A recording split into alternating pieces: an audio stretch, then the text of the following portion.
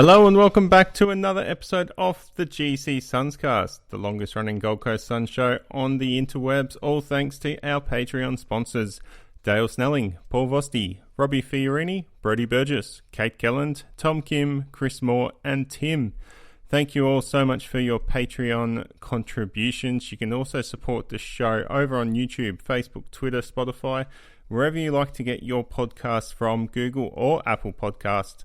Make sure you like, subscribe, and review to help support the show. And on today's episode, one of our Patreon sponsors, the one and only Paul Vosti. Welcome to the show. G'day, Shane. Good to be back. It is good to be back, and I've just double-checked the recording. It is definitely recording, so as long as there's no technical glitch like last week where the app decides to close down, we should have an episode going out live to the fans. So again, I want to apologise to everyone for that.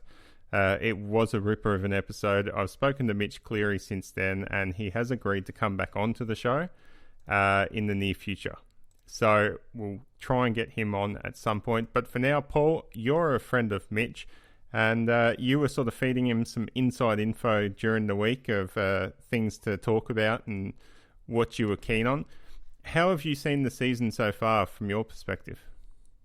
Look, I'm very patient with the Gold Coast Suns, obviously with the sort of knowledge I've got of the group and with the Bose connection. I can see the vision of the club and that, you know, we're really only 2 years into the formal rebuild of the post Tom Lynch, Martin and anyone else that didn't want to be part of the journey. So I'm looking at it as the growth of the group's not going to be just linear and just continually, like last year we went from 18th to 14th, and I think supporters will go, okay, we're going to win 10 games or 12 games and play finals and it's all going to be wonderful. There's going to be bumps along the way, and some of those bumps are controllable and some are uncontrollable, and 9 knee injuries to some of our key players is certainly uncontrollable. So so apart from that 2 quarters against the Bulldogs where, I was talking to Mitch about, I was there watching it live and they were just, it was out of control, they were just playing football at the highest level and every bounce was going their way. They were kicking goal. Trelaws kicked a goal from 70 metres. They were kicking goals from the boundary. It was just one of those halves of footy that doesn't happen very often. So I think, like Stewie said, there was a lot of learnings from that. It was learnings to just see, wow, what you can produce when everything goes right, and also how we reacted to it. And I think, if you look at the season so far, 22 of the 24 quarters we've been highly competitive. I went to the Adelaide Crows game, and again, you look at that game. Tex Walker's had the game of his seat. Was just unstoppable. Without Tex, they don't win.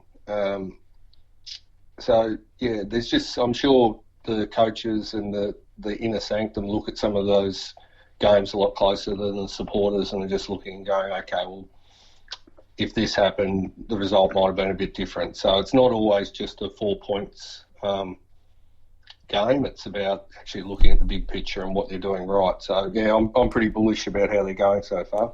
Yeah, and you've had a good chance to see a lot of the Suns games this year. You're based in Victoria, so I assume you get to those games. And I know like you said, you've travelled to Adelaide for that one. I know you travelled up to the Gold Coast for the Carlton game. You're certainly getting around a bit, spending those frequent flyer miles to support the Suns, and I absolutely love it. Yeah, no, it's good, and I think I said to you previously, like, being a small club comes with benefits because if you're barracking for Collingwood and there's 100,000 members and one of your friends is Suns playing, you're just another number. Whereas with the Suns, their family programs, and you've really got to connect with a lot of it's like a large local footy club at the moment, and all the cheer squads around Australia. I pretty much know all the head of all the cheer squads, and up in Perth there might be 50 supporters. In Adelaide there's 100, and so you have a few beers with them and you get to know them, and they love they love the footy club. They genuinely really love the footy club, like any of the crazy passionate Melbourne clubs. Yeah, I'm very envious of being able to do that. I've always wanted to travel down to Melbourne and witness a Suns game at the MCG or something like that, but very rarely do the Suns play at the MCG, and even rarer do I have the free money to be able to jump on the plane and head down there. But one of these days it will happen, and I can't wait to join all the Suns supporters. You got free accommodation in Melbourne with me if you want, so fantastic. Just got to get you on a plane. Yeah. We're at the MCG this week, so we're all heading to the footy on a traditional Saturday afternoon game at the MCG. So I haven't been to a 2:00 game in Melbourne for a long time. Yeah, it has been a while. We'll get into the Sydney game in a moment, but before we do that, the Suns during the week, they had a brilliant piece of a brilliant video they put out thanks to their media team. The 10-year anniversary of the first win. Now, that one snuck up on me, but it's certainly one of the fondest memories I have in football, and I can certainly say exactly where I was when that game was on and I witnessed the Suns' first win. I was at a resort in Coffs Harbour having a holiday with my to-be wife, and she wasn't too impressed that I took some time out from a nice day of massage and relaxing to watch the football, but it certainly paid off. What about you? In terms of where I was for that game? Yeah. Oh, I'm trying to remember. I remember Daniel Gorridge because he's a bit of a character, and he's friends with a mate of mine that played local footy with him the last couple of years at Wandon, and I'm just trying to think where I was to watch it, but it was. There's been a lot of great wins along the way too. So, and that's the thing about the small steps of building this footy club, that those memories,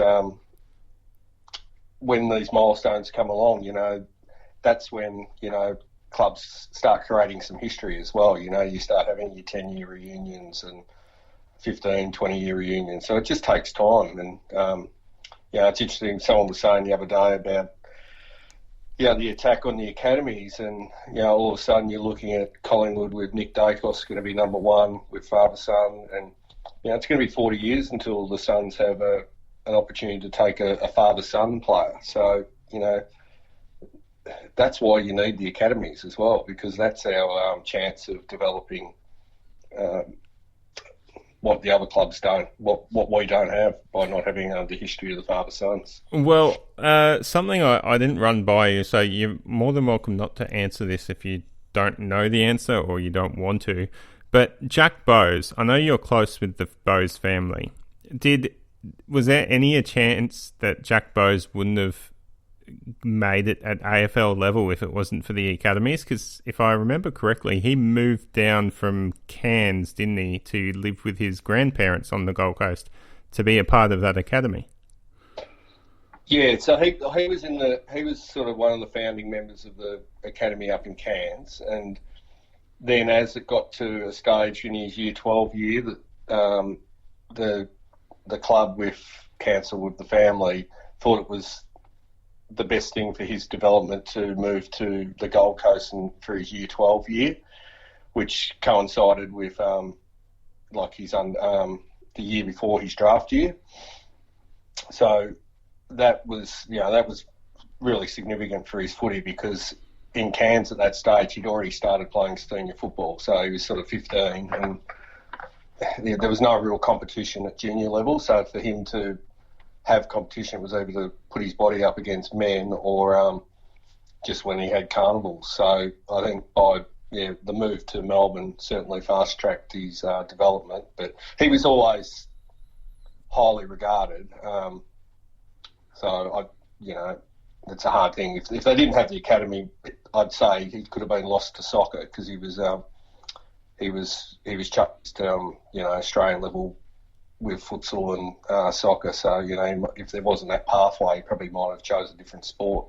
Yeah, so there's definitely a track record that the academy already has had an impact for the Gold Coast.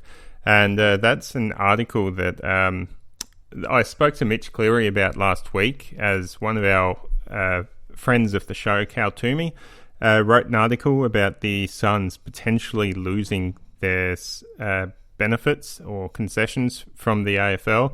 One of those is, in fact, the ability to not match points for academy players. If you listen to, I think it was yesterday's AFL Exchange episode, they discussed it again, and we've been very lucky with some of the academy players we've got in the last couple of years, especially the Northern Territory zone with Jeffries and Roses. There's, I think Ned Stevens is from the NT zone, and he's an upcoming draft prospect for this season. And then we've also obviously got players like Davies, Fife, Nichols, Connor Butterick. Butterick as well. Can't believe I almost forgot Butters. He's been a revelation, actually. So plenty of talent coming through that academy, and the Suns have been very lucky to not have to match bids, and hopefully if things go our way, we won't have to again for another season. But if we do, I don't think it's the worst thing, because we've got first access to them, and if other clubs rate them enough to bid on them, then even better for the Suns to know that they're justified in selecting those sort of players on our list. Yeah, and you still get the 20% concession, and I think there's still a bit of a, not a policy, but I think there's a bit of an unwritten rule that the other clubs will keep you honest, but if they're not going to put stupid bids on players just to make it harder for a club. So, like Jack, for example, was a perfect example. Like Cal had him rated top 3, and he slipped through to 10, just because the other clubs knew Gold Coast were going to take him, and they didn't. They just sort of let him slip, and that happens with the academies from time to time. The players will slip down 3 or 4 spots because the clubs know that the academy club will take them, and they just, So I think I reckon we might get one more year of it. It's a massive concession, not having to pay for Luke Davies and Joel Jeffrey and Connor Budrick. You're basically picking up 3 first-round players for free. We might get one more year of it, but then post that, we'll still have the zones. We'll just have to pay the fair market price for them, less the 20% concession that everyone else gets. Yeah. All right, well, let's jump into the fantastic win the Gold Coast Suns had on the weekend. It was round 6, and Gold Coast took on Sydney. Gold Coast won 15 goals 10-100 to Sydney's 9 goals 660, a 40-point win from the Gold Coast Suns. And it never really looked in doubt. From about halfway through that second quarter, the Suns really started to make Sydney hurt. Their pressure around the ball was intense throughout the entire game. Just sitting there at the game, you heard every single hit, and I thought it was a very physical game. Sydney were a bit worse for wear in that first quarter. You saw Nick Blakey sort of get thrown up in the air. Can't remember a few of the other ones. There was a head clash with Burgess and a Sydney player.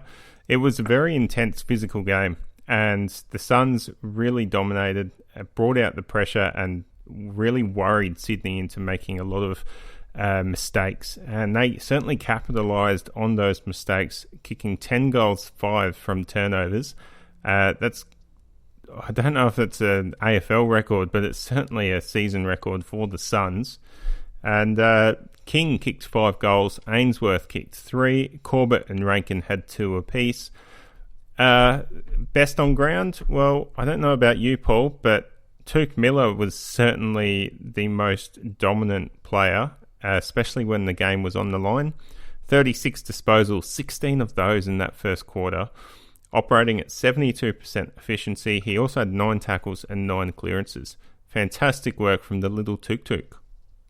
Yeah, he was terrific. I thought also a special mention to Nick Holman. I think what he's done this year in terms of coming in as off the sub, but then also playing different roles. But his forward tackling pressure, I think he's rated number one in the competition, and he's probably played 15 or 16 quarters, is elite. And it really just shows that, footy isn't all just about kicking and skills. If you bring effort, passion, and real purpose to your football, you can achieve a lot more than what some other supposedly more gifted players do achieve. And I think Nick's a perfect example of someone that's 100% bought into Stuart Hughes' coaching and the way he sees a 22-player side operate. And I think we had 79 tackles, which was probably a season high by a long way. And just across the board, our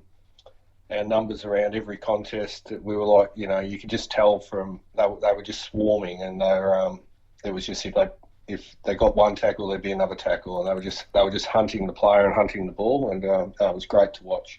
Yeah, Holman was impressive. He only had the 23 touches, but 13 tackles, and then it was all the 1%ers, the tackles, the smothers. He laid so many of those 1%er pressure acts on the opposition at crucial times, which resulted in scoring opportunities for the Suns. Very impressive, and it's exactly what you want a small pressure forward to be able to produce, and Nick Holman did a fantastic job. The other player was a midfielder, Anderson, 34 disposals, 84% efficiency, 6 clearances, and 536 metres gained. He was just running around uncontested for the day as they decided to try and tag and clamp down on Tuke Miller. Anderson just did what he liked, and he's going to be an absolute jet. He's like, seriously, there was talk about Matt Rowell being a Brownlow medalist, but I reckon Noah Anderson's more likely to be a Brownlow medalist before Matt Rowell. Yeah, well, it's we'll only know in a few years' time what you could throw up to the listeners, and what is that if you were to look at the side in 2023, how many of them do you think genuinely will be contending for All-Australian contention? And I was thinking about it the other day, and I could go Rao, Anderson, King, Rankin, Lukosius, Bowes, potentially Ainsworth. You could have Collins. Maybe. Well, yeah. We need a full back.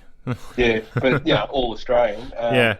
You could have 7 or 8 potential All-Australians. Now, history will tell you if you can get over 4, you're going to, with all your role players, you're going to be a highly, highly competitive side at the business end of the season. Yeah. Andrew. David Swallow just did what he normally does. He had 31 disposals.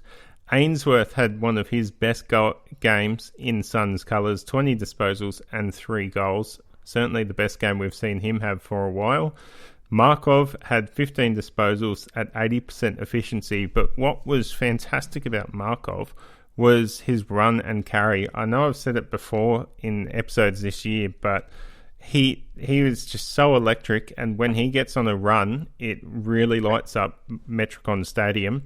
The moment that we get a full crowd at Metricon Stadium, it is just going to be deafening when Markov gets the ball on the wing and just runs towards forward 50, because he was sensational. And that play, I think it was in late in the third quarter, where he took it from half back all the way up to half forward, handballing and bringing other teammates into the game, was sensational.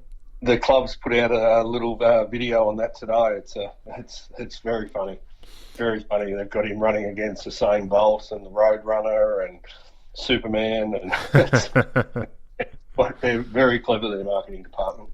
And one of the other players that had a sensational game that you wouldn't normally pick to be one for the Suns, and that was Shawn Lemons. Coming back from a concussion, he had 10 intercepts and really shut down Papley, who was his opposition for the day, who he only got 1 goal, and that was a bit of a fluke goal from a ruck contest early in the first quarter.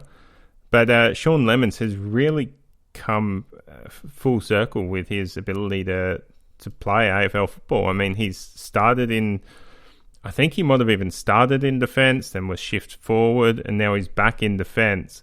and he just looks so natural down there.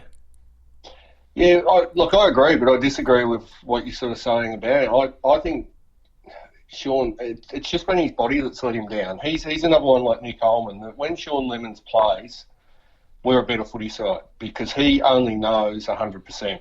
He gives everything he has every single second of every single game. And it's just been him getting continual games of footy. He's just had so many niggling short injuries. He hasn't had the major ACL, but he's just one of those players that just he strings together 3 or 4 games and he'll hurt his ankle or he'll get concussion or he'll hurt his shoulder. And he's a very valuable player to that football club because he's a role player, but he just brings energy and passion, and he'll play any position. That's right. So he played on Papley. Next week, they could say, right, we need you to be a defensive forward, and he'll play a defensive forward role. So, and he never ever would be a player that would turn around to the coach and say, why me? He'd just say, yep, no worries, let's go. I think that's why we all love him. Just he goes at 110, 120%, and he really reminds me of what Patrick Dangerfield was like at the Crows in his early first few years, where they had to hold him back because Dangerfield was just constantly hurting his body just because he wouldn't know how to protect himself and limit. He didn't know anything other than going at 110%, and that was very much like Shawn Lemons in the early part of Shawn's career. He'd constantly get injured, whether it be concussion or ankle, like you said, but he was always going that 110%. And now I feel like he's matured enough to know when to go 110% and when not to. And he really picked his moments perfectly on Saturday to know when to go that extra mile to get those 10 intercepts because he was very attacking and catapulted a lot of our forward forays. So really impressed with Lemons, and the commentary team as well was, because that they kept on talking about him. I got home and watched the replay of the game, and they just kept talking about Lemons. Yeah. Do you think the forward line structure worked better having basically 2 small forwards with Ainsworth and Rankin instead of having Ainsworth, Rankin, Sexton and McPherson? I think it did, yeah. Now, I did propose that when I was talking to Mitch last week, that Sexton and McPherson might need to make way. I can't remember who I suggested coming in, but it was definitely bringing in the senior bodies into other positions, because Rankin and Ainsworth both need to be that dominant small forward, and when there's so many there, they rarely get their opportunity to shine. And I think they're both confidence players. Once they get one goal, then it sort of racks up and they get more confidence to keep going, keep pushing themselves that little extra bit to get to the next contest. And that's what really helped the Suns, I think. Like, Ainsworth had his best game for a long time. Rankin had his best game for a long time as well. And then having the tools of King and always having either a Corbett or a Burgess down there to help compete really gave those small forwards their opportunities. Yeah, it brought, especially with Benny, like when there's the 4 of them, Ben plays a lot higher. So he's playing more of that lead up third tall as a small. So I think, his position sort of got more redefined what he was drafted for as a late small forward. And that's what a lot of the fans expect from him. But when he's not given that position, he cops a lot of criticism. He's been playing Josh Corbett's role. Yeah. So, I was quite happy with the way the forward line structured up this week. I'm not surprised of having those three talls, Holman as your pressure forward, and then the two elite smalls. So. And let's talk about our tall forwards. We had King kicking a personal best 5 goals. There was an article that a friend of the show, Michael Whiting, came out with today. 60 goals from 37 games. The next best is Hawkins with 47. I actually think I heard somewhere else that Franklin had 59 goals at the same stage of his career. So Ben King is certainly on track to be one of the best key forwards in the competition. Yeah, without a doubt. And look, you can see with Ben as well that like he's got a big end. Like he got hit up pretty hard in the press by Matthew Lloyd and Nick Rewald the week before, and so did Ainsworth. And so I'm not surprised they both rebounded, saying that his work rate wasn't good enough and things like that. So no, Ben's an amazing talent, just like his brother. It's just going to take time, and what he's producing already. Like if you threw him in a different side that had, if he was in Richmond where he was, had the luxury of sitting behind Rewald and Lynch, what would he be doing? Like he's shouldered a very big load for a young, 20-year-old player. Yeah, and he'll only get better for that. I don't think they're pushing his body too hard where he's going to break down or anything. But it's good that he's finally got some support down there. Josh Corbett, he's come in last week against the Dogs, and in 2 games he's kicked 5 goals and had 13 marks in the forward half.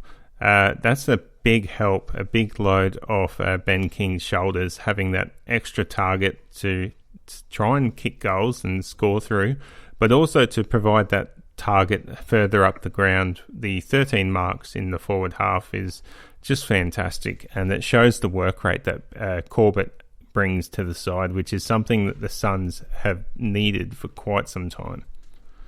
Yeah, and it's like I said to you when we were having a chat before the show, is that you don't just develop a list around top 10 draft picks. So if you look at, and this is one of the things when you listen to the Melbourne media and they're throwing a bullet at some of our top 10 picks that haven't worked. Well, every club have got top 10 picks that don't make it. It's just that's just the way it goes in drafting. But what we've been able to do with some of the concessions as well, if you look at the 3 VFL boys, we've got Josh Corbett, Burgess, and our reigning best and fairest in Sam Collins.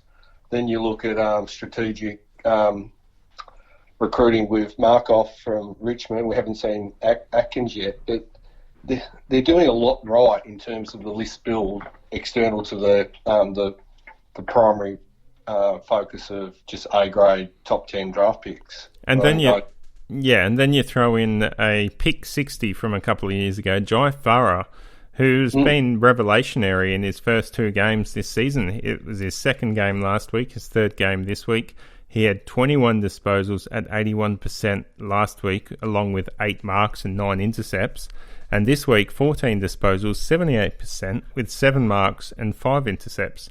So he's become fantastic. Like, he was recruited as a forward, and now he's sort of reworked and redeveloped himself into a mid-range attacking defender. And he goes so complementary with that backline that we've got of Ballard and Collins, freeing up players like Markov to be more attacking. And if Markov gets clamped down, then we've got players like Farah and Lemons that can help and damage the opposition. Yeah, no, it's all coming together nicely. I actually had a few beers with Josh Corbett's dad before the Bulldogs game, and a lovely bloke. So he's here there enjoying it with the Suns. They've been really grateful for the opportunity Josh got through the the VFL concessions. Yeah, I've heard that as well. And whenever you ask anyone in the media, which Suns player, do you enjoy talking to the most, they all say Josh Corbett because of the energy that he brings.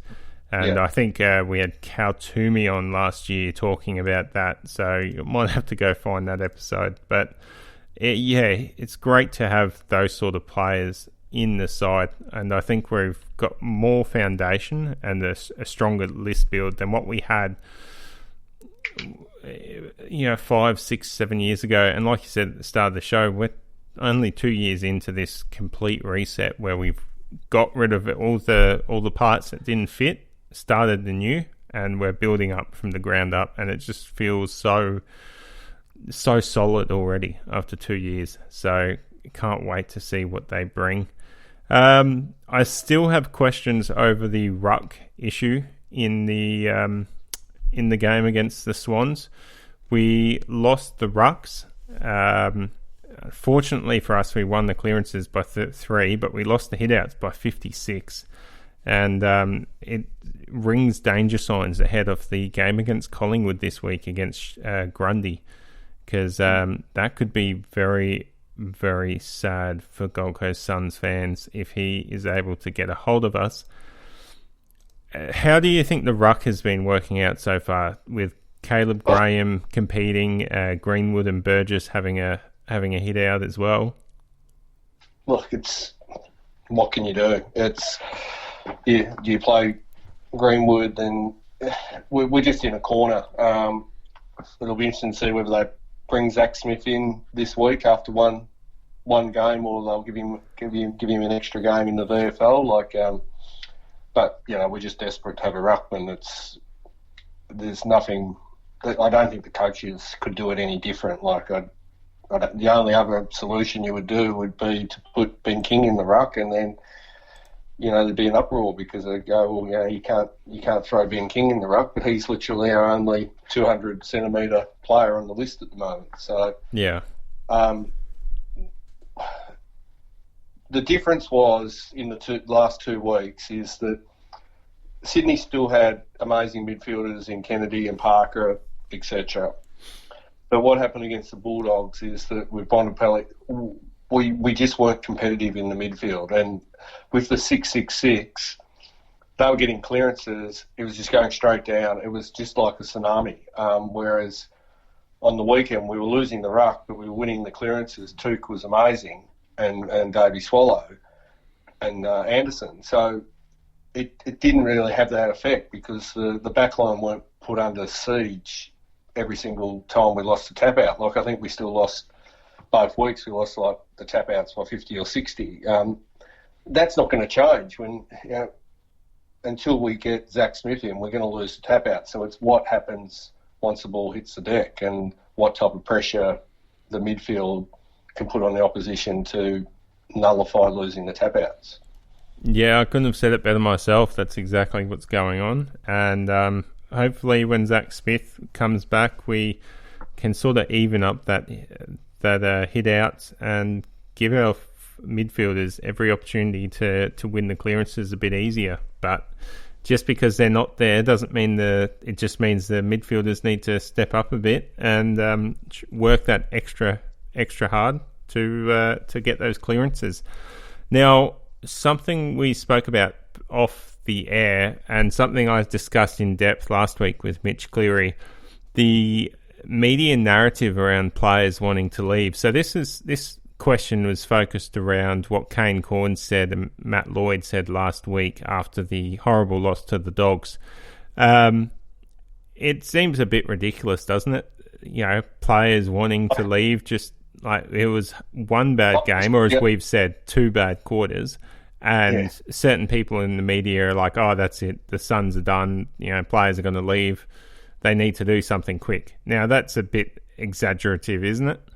It's jumping at shadows. And I actually replied to Kane. I rarely reply to Kane Cornes, but I did this time. And I posed to him, what's your solution, Kane? Do you want a 2-tiered competition? So a Premier League with just the super clubs? Because he was basically implying that unless you play in front of 90,000 people at the MCG or 50,000 at the Adelaide Oval or 60 at Optus Oval, your career is wasted. So he's looking at the loquacious rankings and going, well, if you continue, you will not have a successful career at Gold Coast. And so you throw it back at him and say, okay, well, that's fine, Kane. If that's what you perceive success in an AFL career, well, we need a 2-tier competition because the boutique stadiums and the boutique clubs of Melbourne, North Melbourne, St Kilda, Gold Coast, to a lesser extent Brisbane Lions, Sydney, GWS, these smaller clubs, you're never going to have 100,000 members. You're never going to have a stadium that's going to be 70,000 people. So my question back to him as well is that in 3 years' time, when Gold Coast are successful and Metricon's got 22,000 people, I'm positive the atmosphere in that stadium will be equivalent to playing at a Etihad Stadium. It'll be electric, and the players. If you interviewed Michael Voss or Jonathan Brown and said, "Did you have a successful football career playing at the Brisbane Lions? Did you enjoy your football?" I'm sure they would say yes, because they had team success and they played in a small stadium. So I think Kane's they're just jumping at shadows. The media have to sell papers, they have to sell hits, clicks, or whatever you call it on social media. And every week, this week, it's Carlton and Collingwood who are under the blowtorch. And the unfortunate of the Suns is that because of their history, they get assessed very, very quickly. And like I was saying, the linear growth is not going to happen. So occasionally we're going to have these games that aren't going to be acceptable, but that's going to happen. Did anyone have a go at Hawthorn on the weekend when Adelaide Crows kicked 10 goals in a quarter? Now, they came back and won a game, but they're a young team. They had a bad quarter. It's going to happen. The main thing I think the Suns need to focus on, and a good friend of mine, Shane Fergus, spoke about today, is just the crowds and the scheduling of games. You know, like, for this player retention, we can't have home games with 7,000 people. So if the Gold Coast people are serious about their footy club, we have to get up to the 15 to 18 to 20,000 people at home games sooner rather than later. You know, that might come down to the scheduling. I think this week with the Saturday afternoon game is a really good time slot. I think night footy on the Gold Coast isn't good for families. So they need to probably talk to the AFL about what works in Queensland, because Queenslanders get up so early. You know, they're up at 5 o'clock doing exercise and being active, that they don't stay up as late as Victorians. Victorians tend to get up later. They like going to the footy at night, and then it's a sort of different culture. So I think the scheduling of games around the lifestyle of the Gold Coast is really important moving forward, and the quicker we can get that Metricon Stadium, 3/4 to fully full, I think you'll find the players will be, love playing there. Yeah, and we know it's possible. The early years at Metricon Stadium, we were getting 15,000+ most weeks. The first game against Geelong at Metricon Stadium, I think that was around 20,000 plus, 22,000, and it was an electric atmosphere, fantastic environment. And once the Suns start winning, I think that all comes back. I think we see more locals go to the football. We know that Gold Coast locals are pretty fickle when it comes to supporting teams, and teams have to be winning to see any success. So once that starts happening, I think we'll see that lift up in the game. We just need to try and get the wins first. So hopefully the players can sort of hold out and learn to love the Gold Coast. I mean, we saw what Isaac Rankin, I don't know if you saw it on the footage, but at the end of the game, giving his 2 boots away to a couple of brothers in the crowd. That's special. I mean, that's just really special sort of heart and soul sort of attitude. I don't think he was prompted or anything. He just went out there and did it after the game. Like I said to you last time as well, is that when the Suns started as well, they were probably everyone's second side. So, a lot of the Gold Coast, there's a lot of relocated people in the Gold Coast, but there's, a big Queensland contingency, genuine Queenslanders on the Gold Coast now.